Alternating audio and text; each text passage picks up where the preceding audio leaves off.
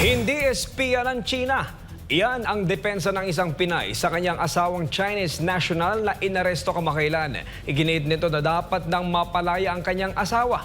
Tinawag naman na isang trial by publicity ng isang Filipino-Chinese community leader ang paghatol sa nasabing Chinese citizen. Si Jason Rubrico sa report. Emosyonal si Noemi Deng nang humarap sa media. Siya ang asawa ng Chinese national na si Deng Yuanqing na inaresto noong nakaraang linggo ng National Bureau of Investigation dahil umano sa pang-iispiya sa Pilipinas. Nagpasaklolo si Noemi kay Filipino-Chinese community leader Teresita Ang Si at hiniling na makuha ang hustisya para sa kanyang asawa. Hindi po spicy ching po. Matagal na po siya naninirahan dito sa Pilipinas.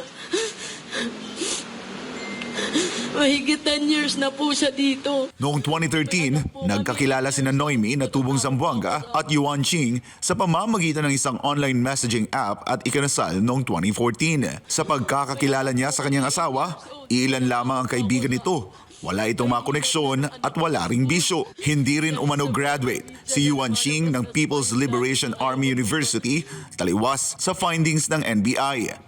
Sa halip, siya isang graduate ng isang vocational technical school. Patungkol naman sa trabaho ng kanyang asawa, sinabi ni Noemi na nagsusurvey lamang ito ng kalsada para sa isang self-driving car ng isang Chinese company. Aniya, ikinagulat niya ang mga akusasyon laban dito. Dahil umano sa akusasyong ito, ipinangangamba niya ang seguridad ng kanilang anak. 2 beses lamang niyang nakausap si Yuanqing simula nang makulong ito. Sabi niya, don't worry, kasi alam kong mapapalaya ako kasi wala naman akong kasalanan. Huwag kang mag-aalala, ingatan mo yung sarili mo, yung anak natin, ingatan mo.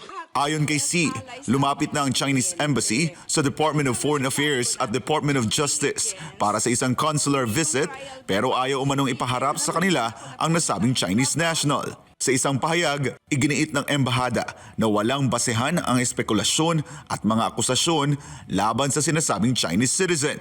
Hinikayat din ng Chinese Embassy ang panig ng Pilipinas na ibatay ang kanilang paghatol sa katotohanan. Huwag mag-akusa ng walang sapat na ebidensya at itigil ang pagpapalaganap ng mga walang basehang espekulasyon.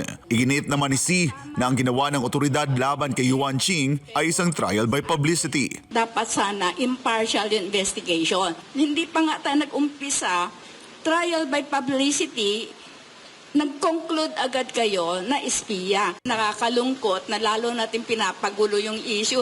Tatayong abogado ni Noemi at ng kanyang asawa, si Attorney Ferdinand Topacio. Kinestyon ni Topacio ang ilang ahensya ng gobyerno na aniya nagpalaganap ng takot o pagkamuhi sa mga Chino. Aniya, ang pagpapahiya o pagpaparusa sa mga Chino ay hindi solusyon para resolbahin ang issue ng dalawang bansa sa mga pinag-aagawang teritoryo sa South China Sea. My sense of justice and decency is that ni wala pang ang paglilitis, kahuhuli lamang, ni wala pang ang preliminary investigation on.